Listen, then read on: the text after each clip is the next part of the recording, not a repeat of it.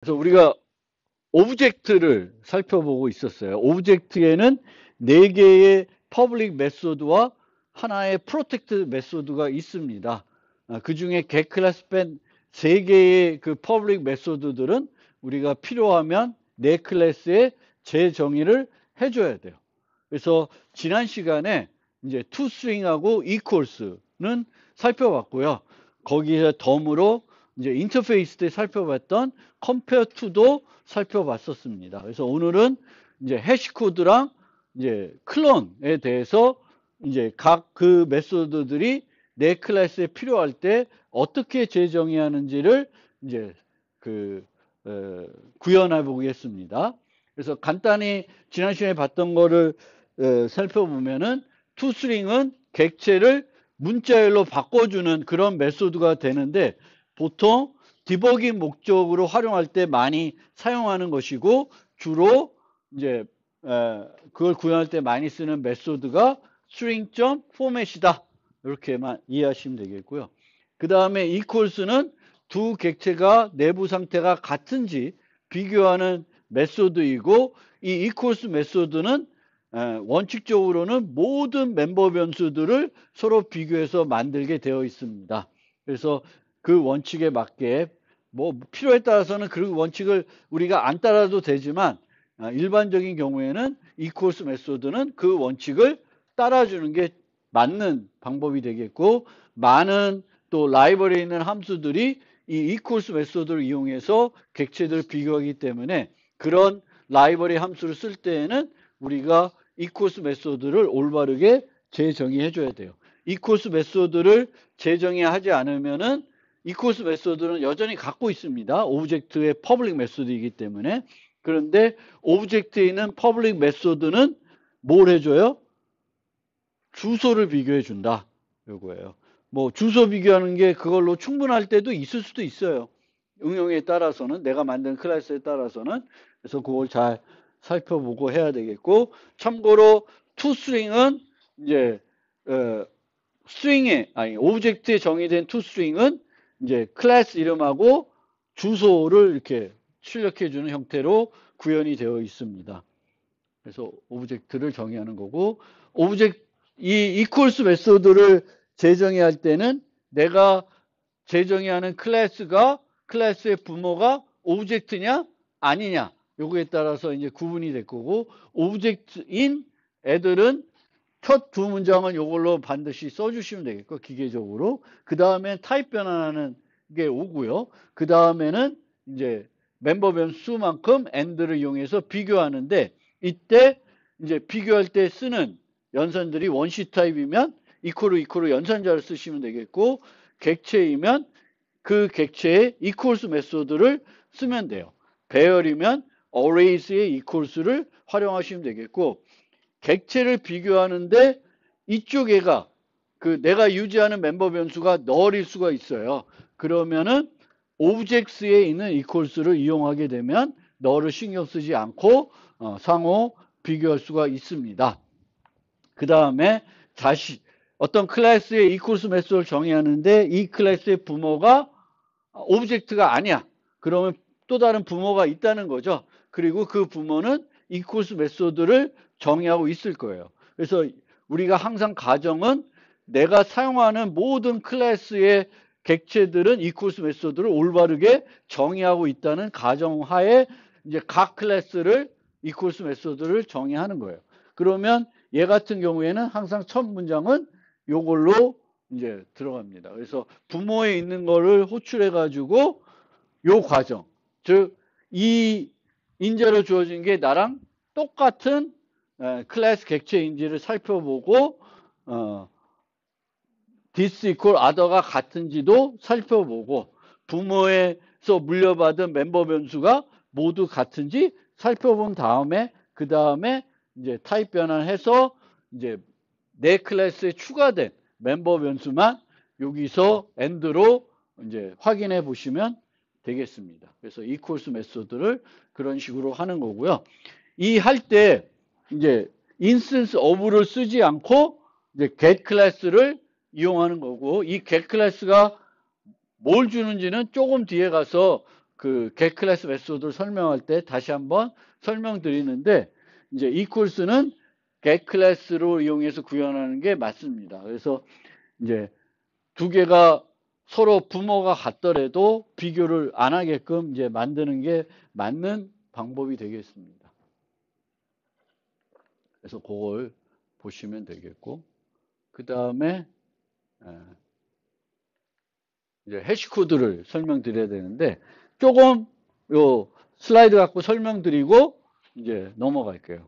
제가 강의하는 자료 구조에도 아직 해싱을 강의 안 했어요. 그래서 그 해시 맵을 정확하게 이해를 못하고 계실 수 있어서 그거를 조금 설명드리면서 해시코드를 설명드릴게요. 그래서 자료 구조 중에 해싱이라는 기술을 사용하는 자료 구조들이 있습니다. 자바 같은 경우에는 해시셋, 해시맵이라는 게 있어요. 셋은 집합 자료 구조이고요. 맵은 집합과 같은 자료 구조인데 이제 요소들을 저장하는 게 목적이 아니라 요소와 연결된 값, 쌍을 저장하는 게 목적이고, 이 요소를 키로 사용해서 그 키에 해당되는 값을 빠르게 찾아주는 게 맵이라는 자료 구조가 되겠습니다. 그런데 이 맵과 집합 자료 구조들은 해싱이라는 기술을 이용해서 자료 구조를 만들 수도 있고, 균형 이진 검색 트리를 이용해서 만들 수도 있습니다. 균형 이진 검색 트리를 이용해서 만들게 되면 이제 집합에서 제공해야 되는 또는 맵에서 제공해야 되는 세 가지 연산이 추가하는 거, 검색하는 거, 삭제하는 건데, 이제 트리를 이용하게, 균형 이진 검색 트리를 이용하게 되면 로그 n에 그 연산들을 제공할 수가 있고, 해싱을 쓰면은 O1의 세 가지를 다 제공할 수가 있습니다. 그러면 해싱이 항상 좋다고 생각할 수 있는데, 여기에는 빠지는 비용이 있어요. 그 O 안에 조금은 오해될 수 있는 소지의 비용이 있다. 그게 뭐냐면, 해싱은 우선 키에 대한 해시값을 계산해요.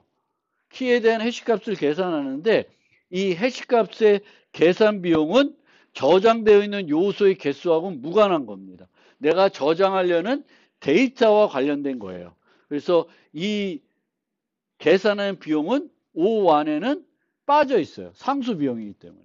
그래서 근데 실제적으로 상수 비용이 아니라 이제 키의 어떤 값의 형태에 따라서 비용이 제법 비쌀 수 있어요. 해시코드를 계산하는 비용이. 그래서 O1이라도 이제 비쌀 수가 있고요. 마치 O1이면 되게 빠르겠다 하는데 이제 해싱 비용이 생략되어 있고, 그 다음에는 이 해시값을 계산한 다음에 그 다음에는 그 위치를 찾으려고 이제 데이터를 어디다 저장하냐면 임의 접근이 가능한 위치에다 저장을 해야 되겠죠. 그래야 실제적으로 O1이 될 테니까. 그래서 데이터를 어디에 저장하냐면 배열에 저장하는 거예요.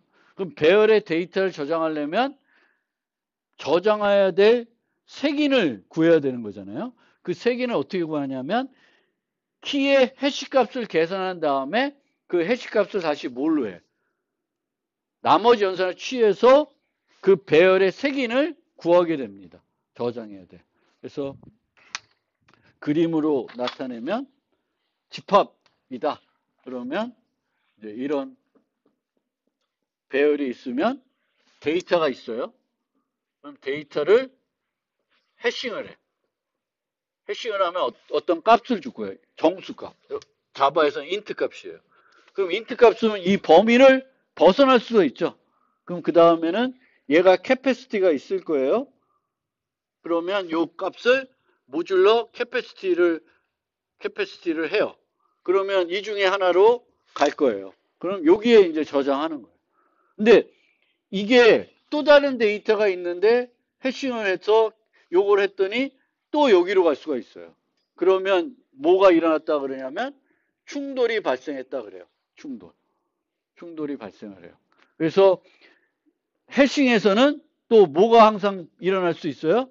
충돌이라는 게 일어날 수가 있어요. 충돌이 일어나면 뭐 여러 가지 방법이 있는데, 우리가 이제 일반적으로 라이브러리, 언어에서 라이브러리 형태를 만드는 이 해싱을 사용하는 자료 구조는 어떻게 되어 있냐면 요거를 연결 구조 형태로 이제 만듭니다. 연결 구조 형태로. 그러면 이제 요 데이터도 여기, 요 데이터는 여기다가 이제 이상하다.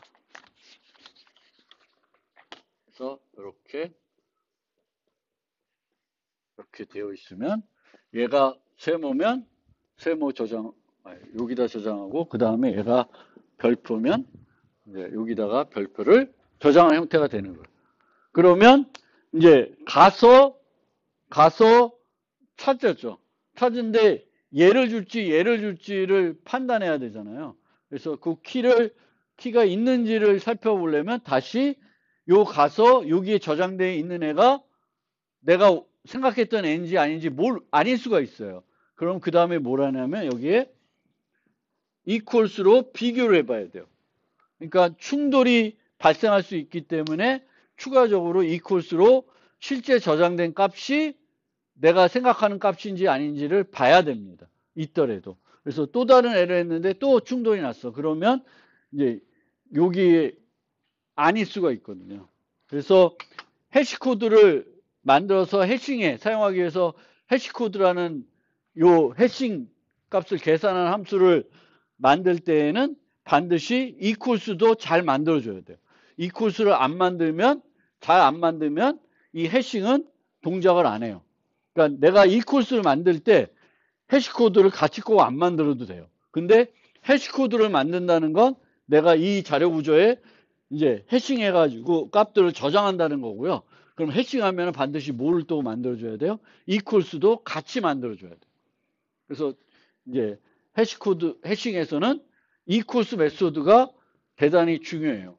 해시코드 만들면서 이제 equals를 같이 만들어줘야 되겠고, 이 해시코드를 이제 만드는데 모든 멤버 변수를 이용해서 해시코드를 만들 수도 있고 일부만 이용해서 만들 수도 있어요. 근데 일부만 이용하게 되면 충돌이 더 많이 발생할 수도 있습니다. 그러니까 이 데이터가 학생인데 네임하고 에이지가 있어요. 근데 해시코드를 이것만 이용했어요. 그럼 얘도 네임은 같고 나이는 달라.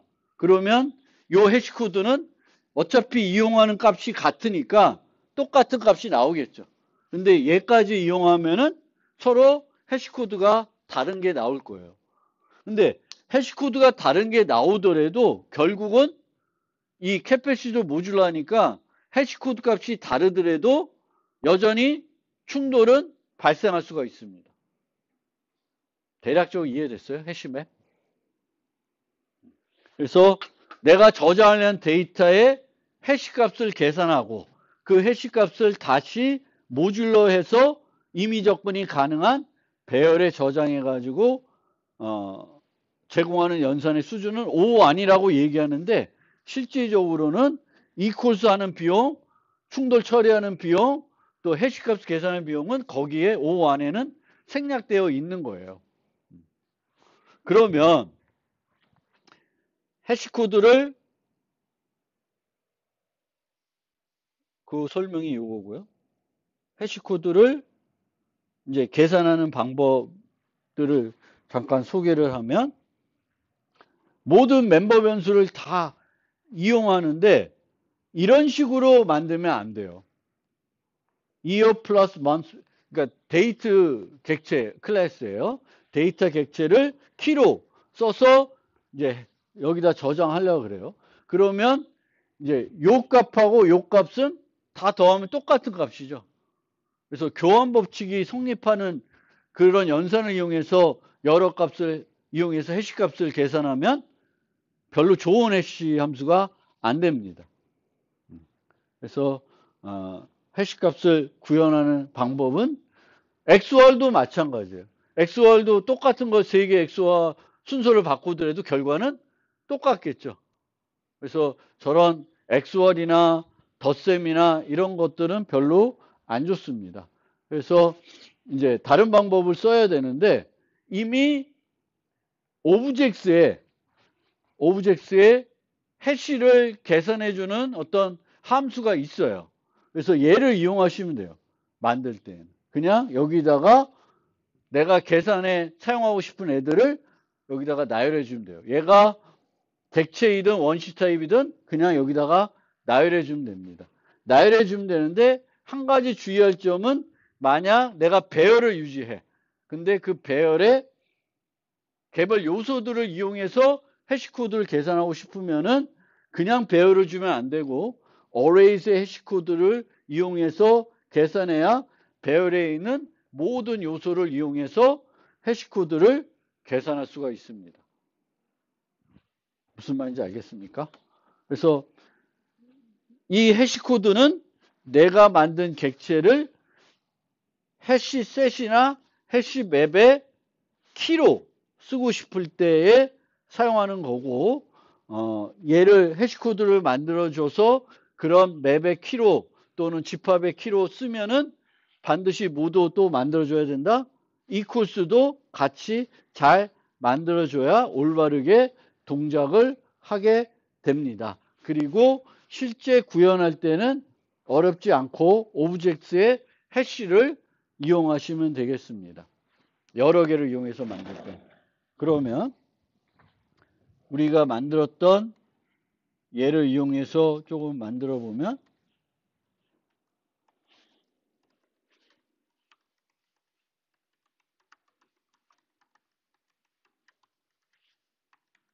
여기는 어차피 얘는 얘부터 하면 안 되겠구나.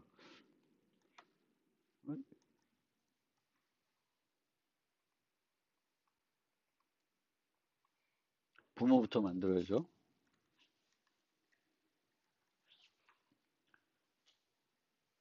부모에 이렇게 뭐지? 원래는 두 개만 있는 거죠. 근데 이렇게 만약에 세 개가 있다. 그러면 return objects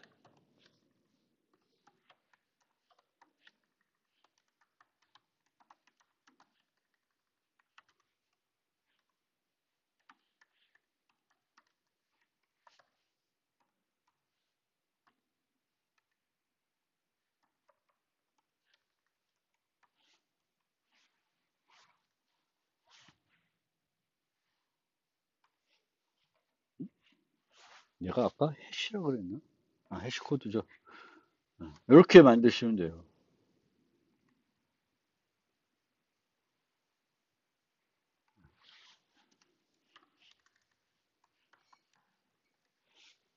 근데 얘가 없다. 이런 게 없다. 두 가지만 있다. 그러면 return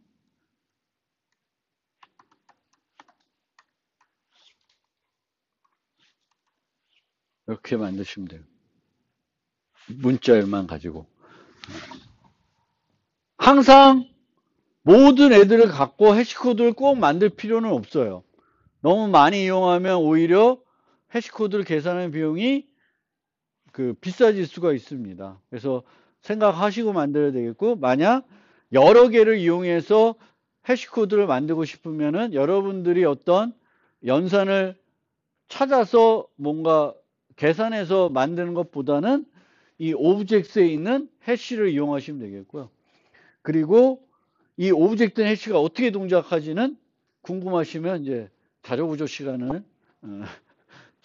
배우시면 되겠고, 이제 모든 애들은 또 이게 항상 이 오브젝트에 있는 애들을 재정의할 때는 뭘 생각해야 되냐면 나만 잘 만들면 되는 게 아니야. 그 클래스만 잘 만들어야 되는 게 아니라 그 클래스에서 사용하는 모든 애들이 다 잘 만들어져 있다. 해시코드도 만들어져 있고 모두 만들어져 있고 그런 거를 이용해서 또 만들게 됩니다. 그래서 여기도 보면 네임의 해시코드이고 이 경우도 안에서는 얘는 객체 타입이면 요걸 호출하게 되겠고 원시 타입이면 인테저에 있는 해시코드를 쓰고 뭐 그렇습니다. 그래서 다 잘 만들어져 있어야 되는 거고요. 스튜던트 자식이면은 이제 뭐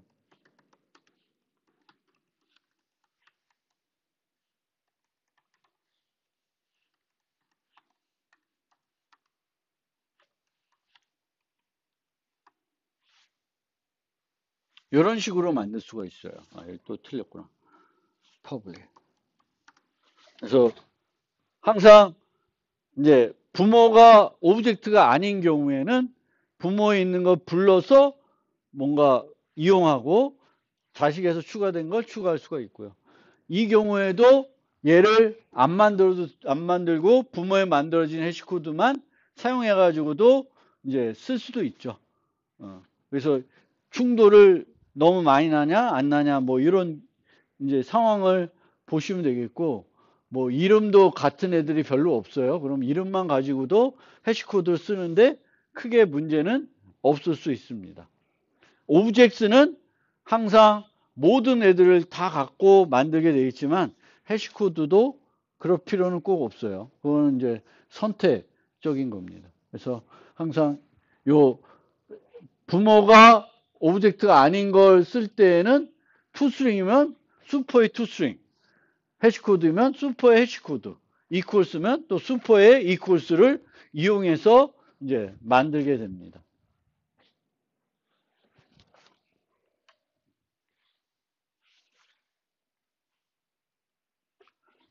그 다음에 이제 클론, 마지막입니다. 클론. 그래서 클론은 객체를 복제할 때 쓰는 메소드입니다. 이 경우에는 객체를 깝전달하거나 함수의 결과로 객체를 반환하면 자동으로 복사 생성자가 불러질 수가 있어요. 그래서 C++에서는 복사 생성자가 대단히 중요하고요. 그 복사 생성자의 효율성이 중요하다 보니까 이동 생성자 뭐 이런 것들까지 나온 거에서 빅3, 빅5 뭐 이런 복잡한 개념들이 있습니다. 그런데 자바는 항상 객체를 주고받을 때 그 객체를 복제하는 경우가 없어요. 항상 주소로 인자를 전달하고 반환할 때도 주소가 반환되는 거예요. 그래서 그 내가 모르는 상태에서 뭔가 복제가 일어날 일은 없어요. 그럼 우리 그런 복제가 전혀 필요 없냐?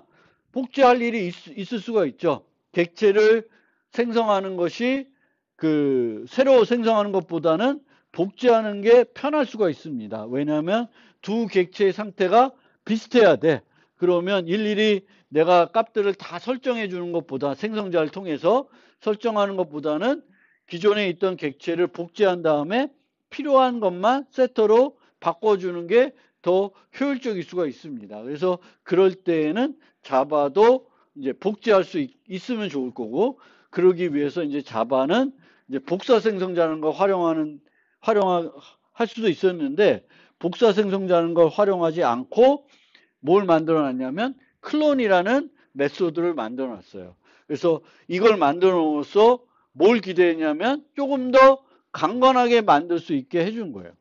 복사 생성자는 사용자들이 만들게 되면 많은 실수를 할 수가 있는데 클론을 만들어 놓음으로써 뭔가 약간의 오브젝트에 만들어 놓으면서 이제 통제할 수 있는 수단이 생긴 거죠. 자바 언어에서. 그래서 클론이라는 걸 별도로 이제 만들어 놓은 겁니다. 그런데 그 복사 생성자도 안 만들고 클론도 안 만들면 객체를 복제하는 게 가능하지 않을 수도 있어요.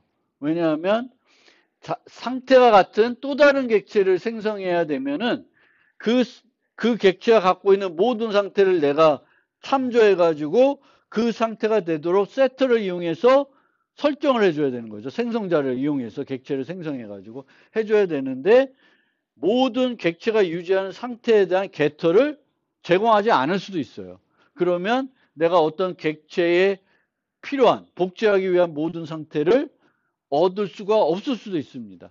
그래서 복사 생성자나 아니면 이런 클론이라는 걸 제대로 만들어주지 않으면은 복제하고 싶어도 복제하기가 어려울 수가 있습니다. 그래서 이제 복제가 필요하면은 이제 이런 애들을 그 클래스를 만든 사람이 만들어줘야 되는 것입니다. 그리고 자바에서는 이제 효율성 때문에 이렇게 하지 않지만 항상 주소로 주고받다 보니까 이제 내가 필요한 거, 그러니까 게터나 세터에서 반환하는 객체들을 수정해 가지고 원래 객체가 유지하는 이 A 객체가 유지하는 B의 상태를 수정할 수 있는 그런 문제들이 있습니다. 그래서 이제 이런 문제들 때문에 set하고 get할 때 이런 식으로 복제를 해가지고 이제 그 문제를 이제 그 캡슐화에 위배되는 경우를 이제 해소하는 방법을 쓸 수가 있는데 이제 효율성 때문에 많은 경우에 이렇게 안 하고 만약 B가 이제 불변객체이면은 이런 걸 할 필요가 없기 때문에 항상 이렇게 만들지를 않습니다. 그러니까 요 문제에 대한 책임은 이제 그 사용하는 사람한테 맡기는 거죠. 필요하면 네가 세트할 때 복제해서 넣어라. 그리고 반환받은 건 이제 내가 필요하면 수정할 거면 클론해서 써라. 뭐 이런 식으로 이제 맡기는 거고요. 자바는 이 객체를 쉽게 복제할 수 있게끔 클론이라는 기능을 오브젝트에 만들어 놨어요. 만들어 놨는데 우리는 그거를 써서 내가 만든 클래스의 객체도 쉽게 복제할 때 이제 쓸 수는 있는데 문제는 뭐냐면은 우리가 복제를 할 때 이제 A라는 객체를 있는데 복제를 했는데 이렇게 복제가 될 수가 있습니다. 요 객체, A 객체를 요 상태만 요 새로운 복제된 애한테 메모리 복사를 하면 이 메모리 복사하는 거를 얕은 복사라 하죠. 샬로우 카피를 하게 되면은 이제 이런 문제가 생겨요. 그래서 이제 우리는 얕은 복사를 하면 안 되고 깊은 복사를 해야 되는 경우에는 이제 오브젝트에 있는 클론을 그대로 활용하면 안 돼요. 이제 그 문제가 있는 거예요. 이제 그 문제를 이제 뭔가 편리하게 복제할 수 있는 기능은 제공하지만 편리하게 복제할 수 있는 기능은 제공하지만 함부로 쓰면은 위험하니까 이제 자바에서는 오브젝트의 클론이라는 걸 만들면서 장치를 해놨어요. 두 가지 장치. 하나는 얘를 퍼블릭으로 만들지 않고 프로텍티드로 만들어놨어요. 퍼블릭으로 만들어놨으면 어떻게 되나? 모든 애들이 다 클론을 그냥 기본적으로 갖고 있는 애가 되겠죠. 그리고 모든 애들에 대해서 별도 무슨 조치를 하지 않으면은 클론을 불러서 복제를 할 수 있을 거예요. 그럼 그 복제는 깊은 복사를 하는 게 아니라 얕은 복사를 하게 되는 거죠. 그래서 그 위험이 있으니까 프로텍트를 만들어 놨어요. 그럼 그 프로텍트를 만들어 놨었는데 걔를 호출해서 쓰고 싶어. 그럼 오브젝트를 이용해서 호출할 수는 없고 A를 이용해서 호출하려면 이 프로텍트를 뭘로 바꿔줘야 돼?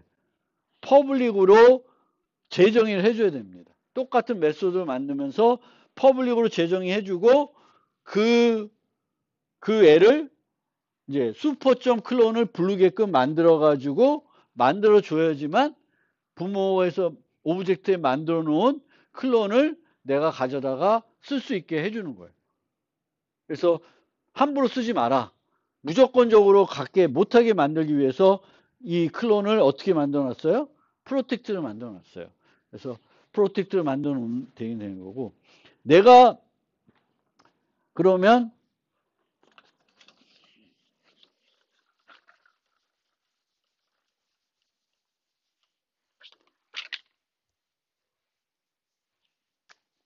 오브젝트가 있고요. 여기에 클론이 있어요. 근데 얘는 프로텍티드야. 그리고 이 오브젝트가 소속된 패키지는 자바 랭이에요. 그러니까 내가 만드는 응용하고는 다른 패키지가 있겠죠. 그러면 내가 A라는 애를 만들었어요. 얘를 상속해서. 그러면 클론을 물려받지만 클론은 프로텍티드이기 때문에 이제 호출이 못하는 거죠. 밖에서는. 얘 프로텍트니까. 접근 권한은 이제 얘를 기준으로, 애초의 기준으로 된다 그랬죠. 그래서 못해. 그러면 내가 어떻게 해야 돼? 이 클론을 재정해서 퍼블릭으로 만들어줘야 돼요. 퍼블릭으로 만들어주면서 여기서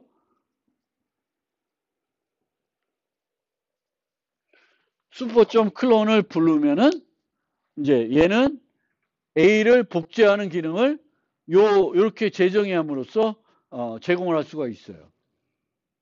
그럼 얘가 퍼블릭으로 이렇게 재정의하면 B는 또 어떻게 돼?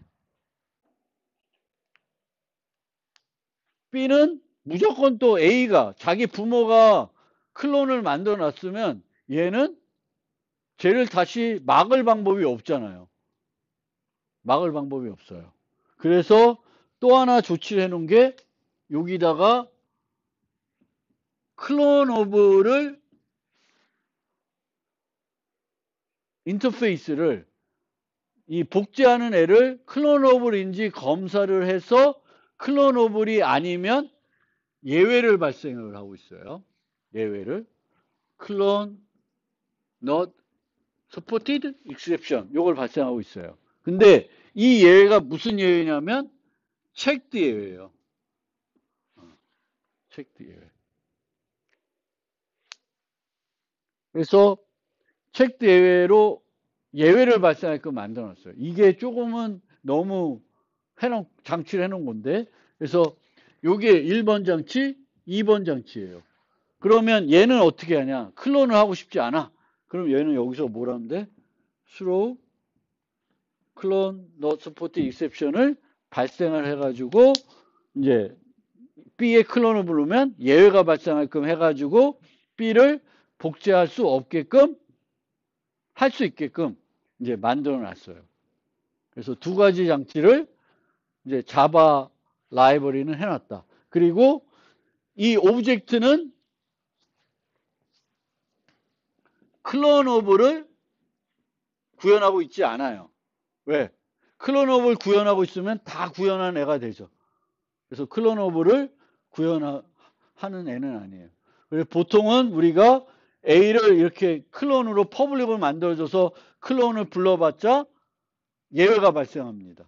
그래서 얘를 만들 때에는 두 가지를 해줘야 돼요. 하나는 클론 오브를 구현하게끔 만들어줘야 되겠고 퍼블릭으로 재정의를 해줘야 돼요. 두 가지를 해줘야 됩니다. 부모가 클론 오브이면 얘는 자동적으로 클론 오브를 하게 되겠죠.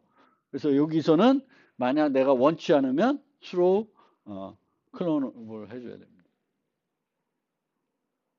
근데 이렇게 하기 위해서는 얘가 클론 오브를 잡아먹으면 안 돼요. 예외를 발생 못하게 잡아먹으면 안 됩니다.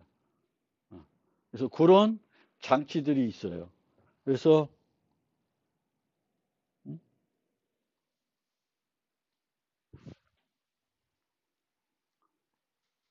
이렇게 할 수도 있고 이렇게 할 수도 있는데 이 A가 앞으로 자식들이 있을 클래스이면은 A가 자식들이 있을 클래스이면은 이렇게 throw clone not support exception을 발생한다고 해줘야 돼요. 발생을 할 이유가 없지만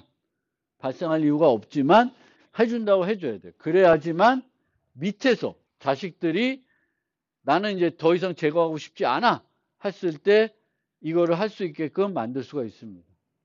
근데 어차피 나는 A 만들고 B 만들 건데 이 둘 다 클론을 잘 만들 거야.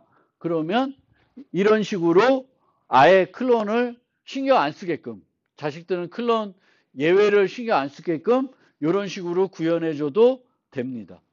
근데 보통의 원칙은 부모가 오브젝트이고 그리고 내 밑으로 자식들이 있을 수 있어. 그러면 이런 형태로 하는 거예요. 그리고 그 다음에 여기서 이제 중요한 거는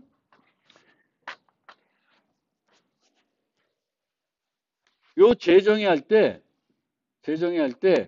깊은 복사가 필요한지를 봐야 돼요. 만약 깊은 복사가 필요하면은 이제 얕은 복사만 하면 안 돼. 근데 어떻게 하냐면 무조건 슈퍼의 클론을 불러요. 슈퍼의 클론은 뭐래죠? 어떤 객체든지 여러분들이 만든 모든 객체들을 다 얕은 복사를 해주는 기능이 오브젝트에 정의가 되어 있어요. 그러면 이런 애가 있으면 또 다른 애를 만들면서 여기 있는 내용을 여기로 메모리를 덤핑을 해줘요. 그러면 이제 이렇게 가리키는 고꼴이 되니까 나머지들은 원시 타입들은 이렇게 복제하면 그냥 되는 거죠.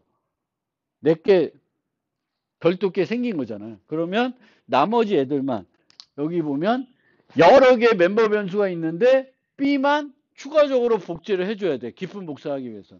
그럼 B만 추가적으로 해주시면 돼요. 나머지 신경 안 쓰고. 슈퍼 클론.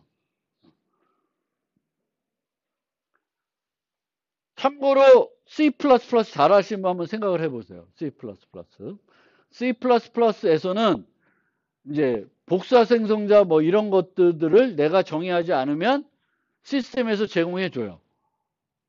그렇죠? 그러면 C++에서는 시스템에서 제공해 준 복사 생성자는 어떤 방식으로 복제를 해 주냐면은 얕은 복사가 아니라 멤버 기반 복사를 해 줘요. 멤버 기반 복사. 그런데 문제는 뭐냐면은 내가 재정이 돼. 복사 생성자 깊은 복사를 해야 되기 때문에 재정의를 해. 근데 이 재정의를 하면서 시스템에서 제공하는 복사 생성자를 호출해 가지고 활용할 수 있는 방법은 없어요. 내가 안 만들면 제공을 해주는데 내가 만드는데 그 기본적으로 제공되는 애를 불러다 쓸 수 있는 방법은 없어요. 근데 자바는 어때요? 얕은 복사하는 기능을 오브젝트에 만들어 놨는데 이 얕은 복사하는 기능을 만들면서 활용을 할 수가 있습니다. C++는 그게 안 되는 거죠. 그래서 그 차이도 중요한 차이가 되겠습니다. 그래서 실제 만들어 보면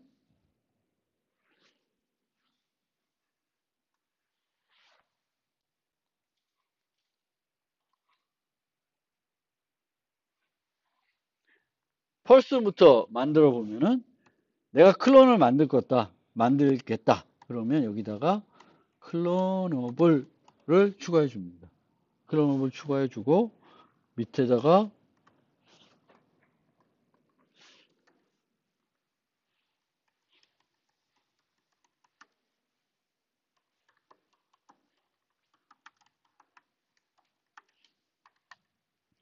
퍼블릭 클론을 퍼블릭 person 클론을 만들어줘요. 부모에 있는 클론은 반환 타입이 뭘까? 오브젝트에 있는 클론은 오브젝트겠죠. 근데 반환 타입은 재정의하면서 어떻게 할 수 있어? 더 특수한 타입 바꿀 수가 있어요. 매개 변수는 못해. 매개 변수 못하니까 equals의 매개 변수는 person이 아니라 뭐예요? 오브젝트죠. 근데 여기서는 이제 person으로 반환할 수가 있습니다. 그러면 여기는 뭐만 있어? name만 있잖아요. name만 있으면 이제 여기에 return super.clone 하면 안 돼요. 여기서 super.clone 하면 반환 타입이 뭐야? 오브젝트죠. 그래서 여기다가 앞에다가 이렇게만. 근데 이제 이렇게 되면 여기서 에러가 나요. 에러가 왜 날까?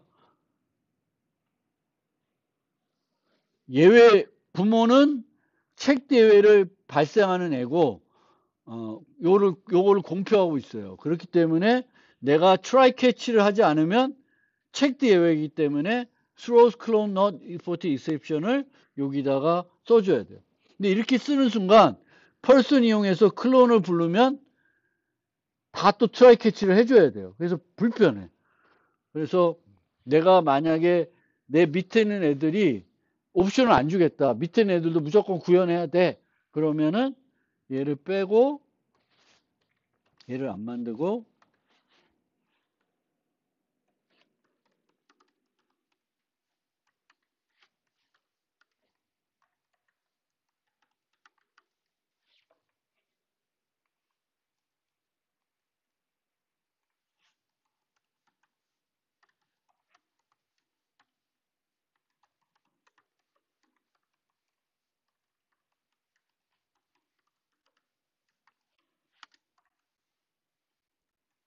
이런 식으로 왜 이러나니?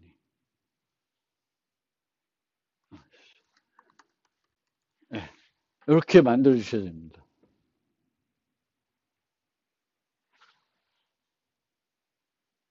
여기 보고 만약에 얘가 있어. age가 있어. 그럼 원시 타입이죠. 그럼 얘는 그 깊은 복사에 아무런 의미가 없어요. 근데 이렇게 되면 또 얘기가 달라지죠. 얘는 깊은 복사가 필요할 수도 있고 이것도 특성상 필요하지 않을 수도 있어요. 이게 이제 무조건 참조 변수라고 깊은 복사가 필요한 건 아니에요. 예를 들면 스윙은 참조 변수잖아요. 근데 깊은 복사를 안 해. 왜 안 하죠? 스윙은 무슨 특징이 있어요? 불변객체예요. 불변객체는 이제 그 깊은 복사 안 하고 양쪽에 가리켜도 문제가 없습니다. 근데 일반적인 객체는 안 돼. 그러면 걔는 이제 복제를 해줘야 되는 거고 만약에 펄슨이 이렇게 있어서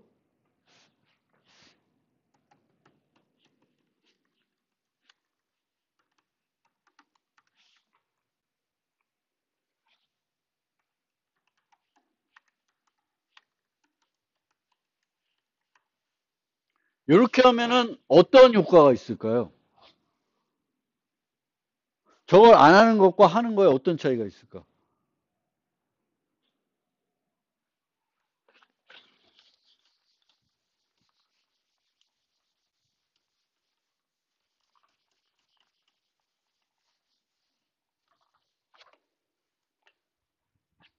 지금 상태가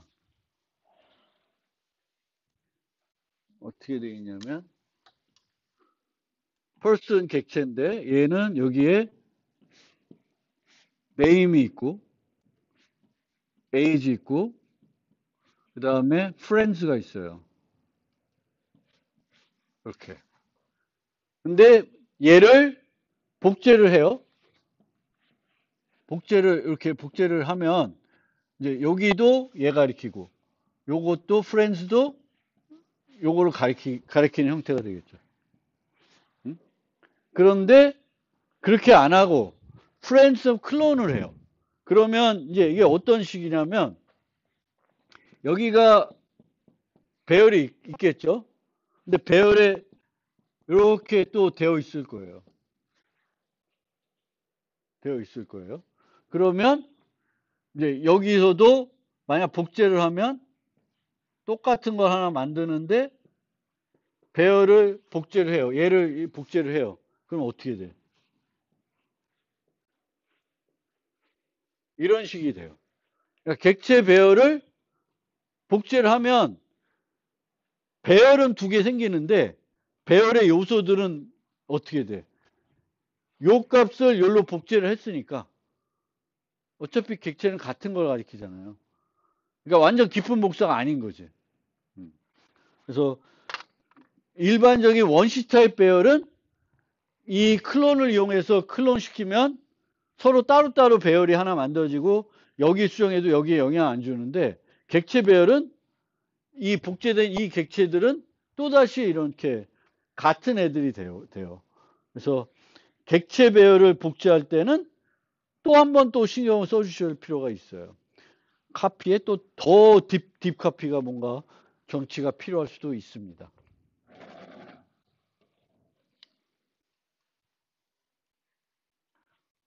우선은 그렇게 놓고 여기를 하면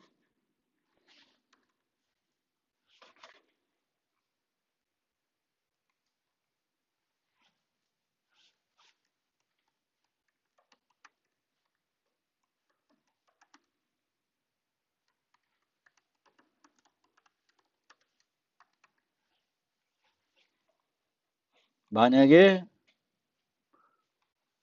파이널 클래스다. 그러면은 그대로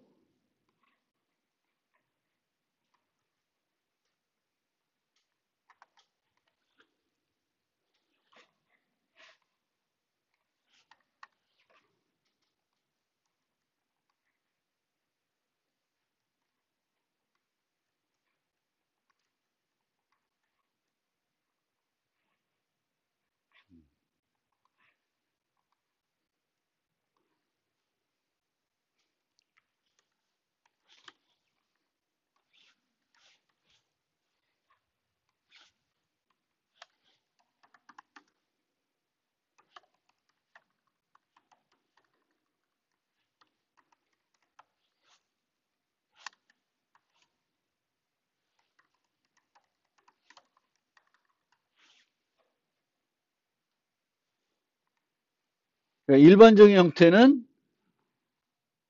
아직 자식들이 있을 수 있는 파이널 클래스가 아닌 애들은 이런 식으로 자식들한테 예외 발생 여부를 좀 할 수 있게 해주고 배려를 해주고 이제 여기서는 이렇게 파이널 클래스니까 얘는 이제 자식들이 없을 거 아니에요. 그러면 여기서는 이제 굳이 밑에 애들이 안 오니까 그리고 이제 여기까지 오면 이제 다 예외 발생하지 않고 깔끔하게 다 되는 거니까 여기서는 트라이 캐치로 이런 식으로 구현하는 게 맞는 방법이 되겠습니다. 그래서 클론은 이제 이렇게 두 가지 형태로 우리가 구현하시면 돼요. 그래서 여기 보는 것처럼 부모 밑에 자식들이 올 수 있으면 이런 형태. 밑에 자식들이 안 올 거면 밑에 자식들이 안 올 거면 이런 형태. 밑에 자식들이 올 거면 요 형태로 구현하시면 돼요. 그리고 밑에 자식들이 오더라도 이제 내가 봤을 때는 내 자식들은 클론을 다 구현해야 돼. 그러면 여기도 throws clone not supported exception을 이제 그러니까 잡아버릴 수 있죠. 이렇게 만들어 가지고 자식들이 신경 안 쓰게끔 해줄 수도 있습니다.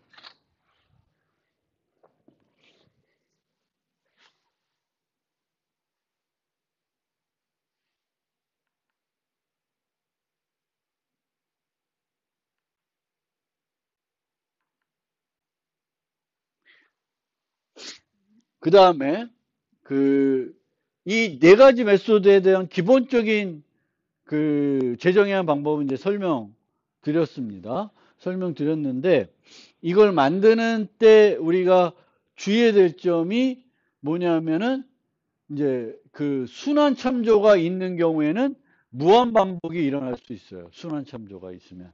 그러니까 예를 들면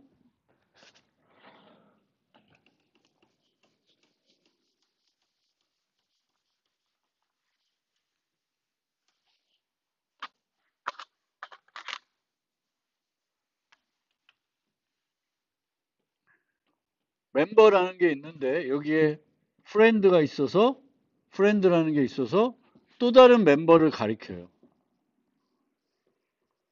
멤버를. 그런데 얘도 프렌드가 있는데 이 프렌드는 얘를 가리켜요. 그러면 얘도 이렇게 가리킨 거잖아요. 왔다 갔다. 그러면 우리가 이 코스를 만들 때 어떻게 만드냐면은 A 멤버가 있으면 A의 이제 안에서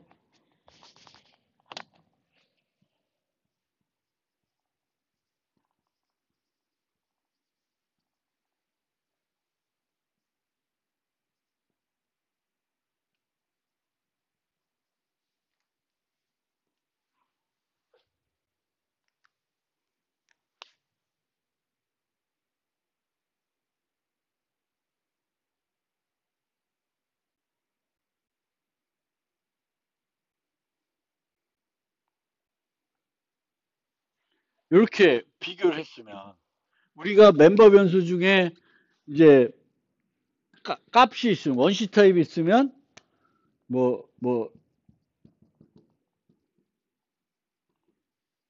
이런 식으로 비교하잖아요.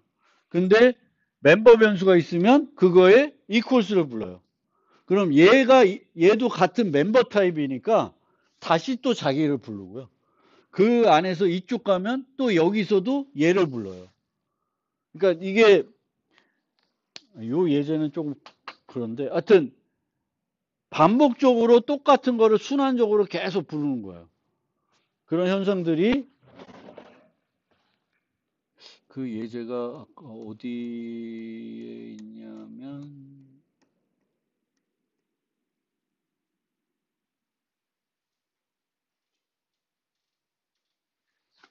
이 경우도 보면 말이 되는지 한번 보세요. 학생이 있는데 여기 친구들을 유지해요. 근데 친구들은 또 다른 스튜던트 타입이에요. 그러면 구현을 어떻게 했냐면은 이렇게 했어요. 그러면 요거는 문제가 없는데 always equal friends랑 as friend를 비교했어요. 그러면 이 friend에서는 또 어떻게 하냐면은 배열에 있는 각 요소들을 서로 비교를 하겠죠. 비교를 할 거예요. 그러면 다시 또 이 equals가 불러줘요. 근데 A의 친구 목록에 B가 있고 또 B 친구에 A가 있으면 또 A 걸 또 다시 부르게 돼요. 그럼 왔다 갔다 하면서 계속 무한 반복이 일어날 수가 있습니다. 설명이 안 됐나? 자?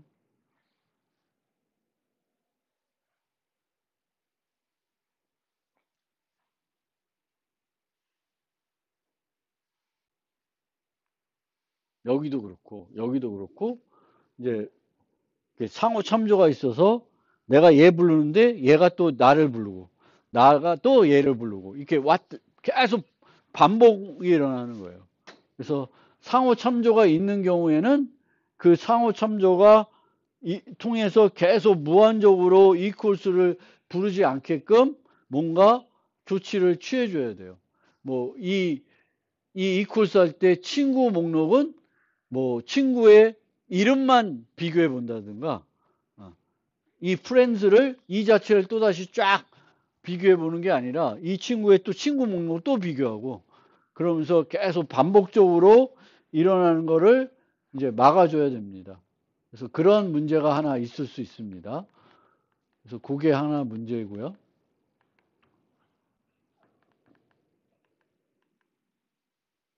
그 다음에 또 다른 문제는 이 클론은 이미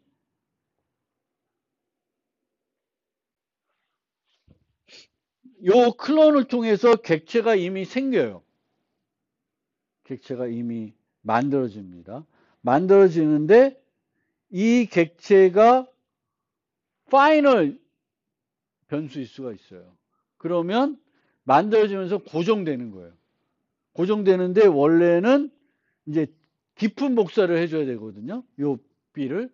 근데 파이널로 고정이 돼 버렸기 때문에 복제가 얕은 복사를 하면서 고정이 돼 버리기 때문에 이제 못하는 거예요. 그래서 만약에 내가 멤버 변수 중에 파이널 멤버 변수가 있으면은 클론하고 나서 깊은 복사를 해야 되는데 깊은 복사를 못하게 되는 거예요. 그래서 깊은 복사를 못하게 되는 그 문제를 해결하기 위해서 이제 클론을 활용하지 않거나 클론을 활용하는데 요 부분은 이제 그 리플렉션 라이브러리 써가지고 이 파이널임에도 수정할 수 있게끔 하는 거예요. 그 조치를 취해 주는 게 요 방법이 되겠습니다. 그러니까 설명드리는 건 이제 어떤 복제를 할 때 멤버 변수 중에 깊은 복제를 해야 되는 객체 타입인데 객체 타입인데 파이널로 수식되어 있는 경우 그 경우에는 깊은 복제가 할 수 없다. 정상적인 방법으로는. 그래서 그런 경우에는 이런 식으로 이제 리프렉션 라이브러리 써가지고 뭔가 해소하는 방법밖에는 없다라는 그런 특징이 있습니다. 그리고 그 다음에 다 설명드렸고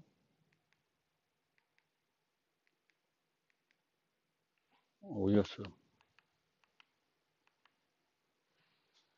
자바에서도 복사 생성자를 만들어줄 수는 있어요. 복사 생성자를. 근데 이제 이 복사 생성자를 만드는 건 불편해요. 멤버별 수만큼 이게 막 내가 직접 다 만들어줘야 되니까 이제 슈퍼의 클론을 이용하는 것보다는 코드를 구현하는 게 어렵고요. 그리고 만약 항상 이런 애들이 그렇지만 이제 나만 복사 생성자를 만들어서 되는 게 아니라 또 모든 애들이 다 복사 생성자를 만들어야 그걸 활용해서 복제가 일어나야 되기 때문에 이제 다 그렇게 만들어야 되는 이제 번거로움이 있습니다. 그래서 복사 생성자를 우리가 자바에서도 만들어 쓸 수 있지만 복사 생성자를 만드는 것보다는 보통은 클론을 씁니다. 클론도 마음에 안 드는 구석들이 여러 가지 있어요. 너무 엄격한 장치를 해놔서 재정의 할 때 슈퍼점 클론을 부를 수 있다는 그 하나의 행복이 있지만 나머지 것들은 좀 복잡해서 싫어. 근데 이제 그 초이스의 문제인데 대부분은 클론을 이용하기 때문에 여러분들도 이제 필요할 때는 클론을 올바르게 재정할 방법을 잘 익혀서 이제 활용하는 게 이제 맞는 방법이 되겠습니다. 시간이 많이 지나서 여기서 한 5분만 쉬었다가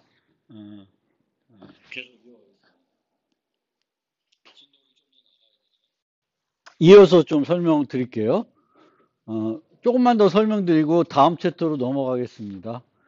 수요일날 수업이 없어서 조금 진도를 좀 나가볼게요. 어쨌든 이제 네 가지 메소드를 설명했죠. 투스윙은 좀 쉽고 그 다음에 equals는 이제 부모가 오브젝트이네 그리고 부모가 오브젝트가 아니네 딱 구분해서 모든 멤버 변수를 비교하면 되겠고 뭐 원시 타입, 객체 타입, 배열에 따라서 그 비교할 때 이용하는 메소드가 다르는 거고요.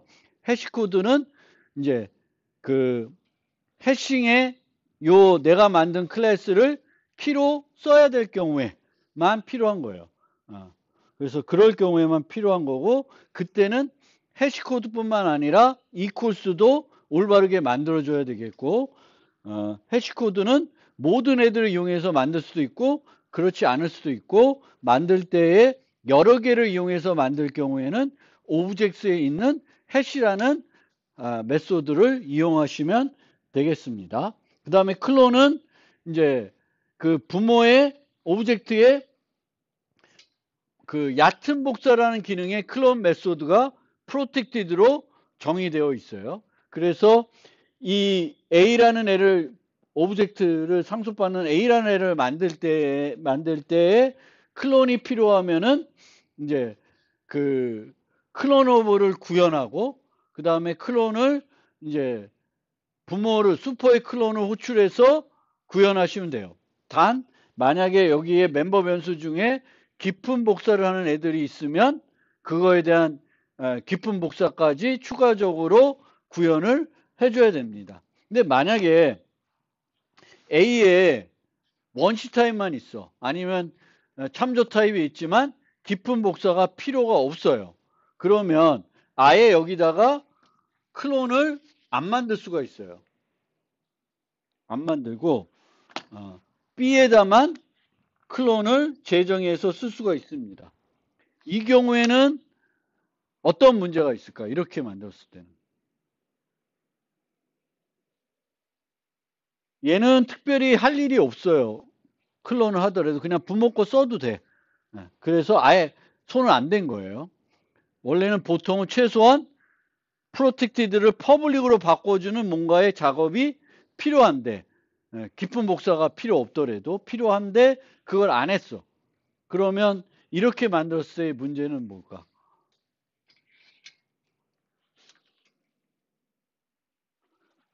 우리가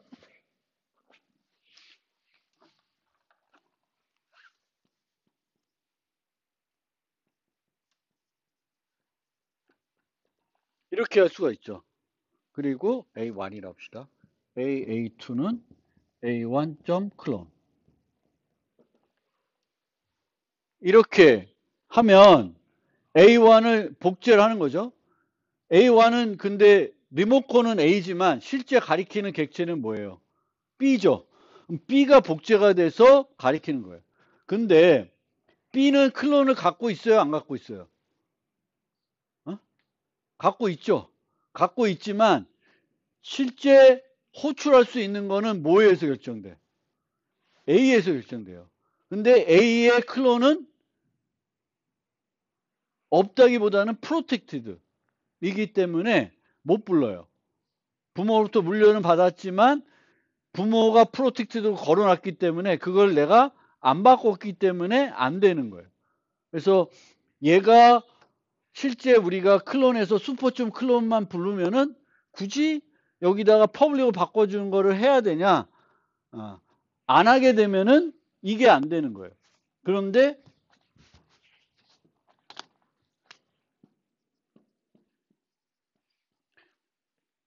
이거는 문제 없어요. A에다가 안 만들어줘도 여기는 깊은 복사가 필요 없는 애니까 특별히 안 해줘서 그냥 이거를 갖고 있는 상태로 해도 여기서 슈퍼클론을 불러도 이제 문제가 없는 거죠. 그래서 이 A에 그거를 우리가 깊은 복사가 필요 없다고 해서 클론에 대해서 아무런 조치를 취하지 않으면 문제가 없을 수도 있지만 만약에 내가 A 타입의 리모컨 갖고 상위 타입 갖고 클론을 부를 수가 없게 되는 그런 문제점이 있어요.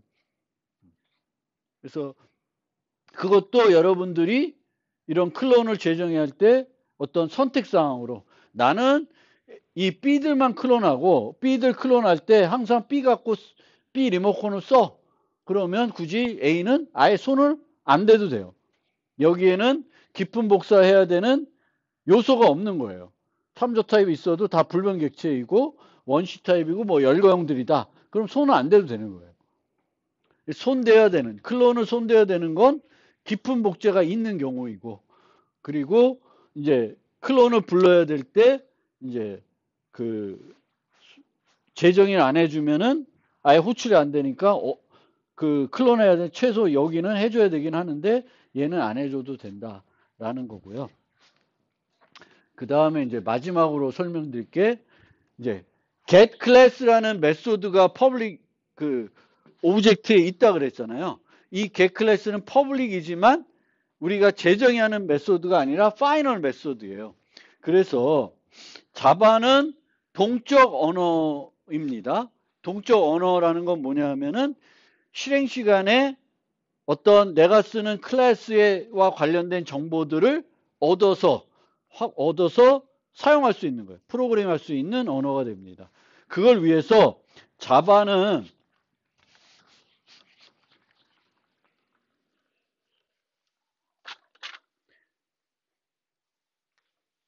A라는 클래스를 내가 프로그램을 써. A라는 클래스를 써요.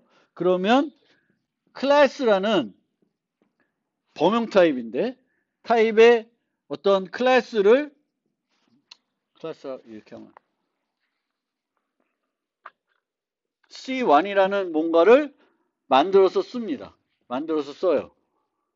그리고 이 C1에는 A와 관련된 정보들이 다 들어 있습니다. 그리고 이 클래스는 여러 개를 만들 이유는 없죠.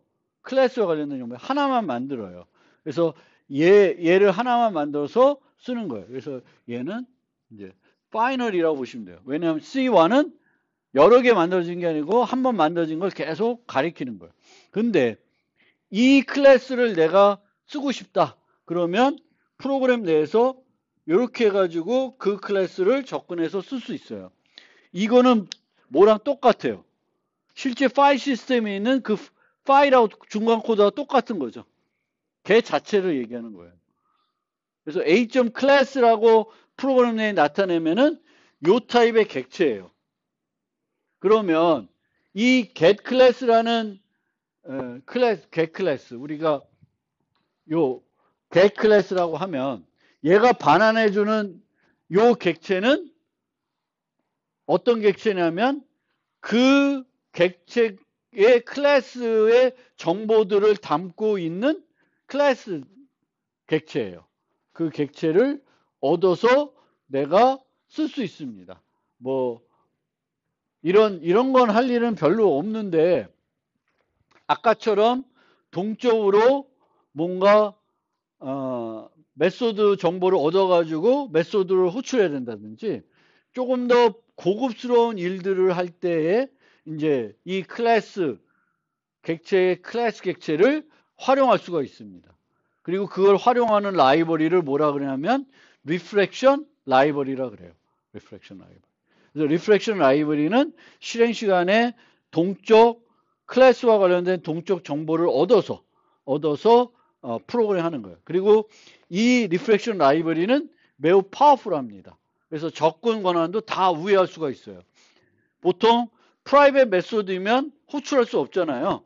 근데 내가 저 클래스의 프라이빗 메소드 호출하고 싶어. 그럼 뭘 쓰면 그걸 우회할 수 있냐면은 리플렉션 라이브러리를 이용하면 우회할 수가 있습니다.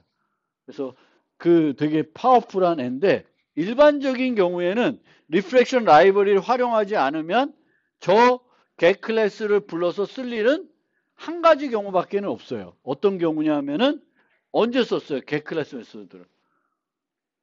오브젝트에서 아니 equals 메소드를 구현할 때 썼죠. get 클래스를 불러서. 그래서 A의 get 클래스, B의 get 클래스 불러다가 주소 비교를 할 수가 있어요. 그 주소를 비교를 하게 된다는 건 A와 B가 뭐라는 거예요? 둘 다 똑같은 클래스의 객체라는 거를 확인할 수 있는 거예요. 인스턴스 오브는 호환되는 타입이면 다 true를 줘요. 근데 호환되는 타입 확인하고 싶은 게 아니라 정확하게 일치하는지 여부를 확인하고 싶으면 자바에서는 어떻게 해요? 이 객체의 get 클래스와 저 객체의 get 클래스를 호출해 가지고 두 개가 똑같은 클래스 객체를 가리키는지 확인해 보는 거예요. 그 경우에만 우리가 주로 get 클래스를 쓰고 일반적인 경우에는 리플렉션 라이브러리를 안 쓰더라도 그 용도로 get 클래스를 이제 많이 쓰게 됩니다. 그리고 그 클래스를 원하면 get 클래스를 이용해서 호출할 수도 있지만 이렇게 점 클래스라는 실제 파일에 있는 그 이름을 갖고도 중간 코드 이름을 갖고도 접근해서 사용을 할 수가 있습니다. 그래서 get 클래스에 대한 설명까지 마무리했습니다.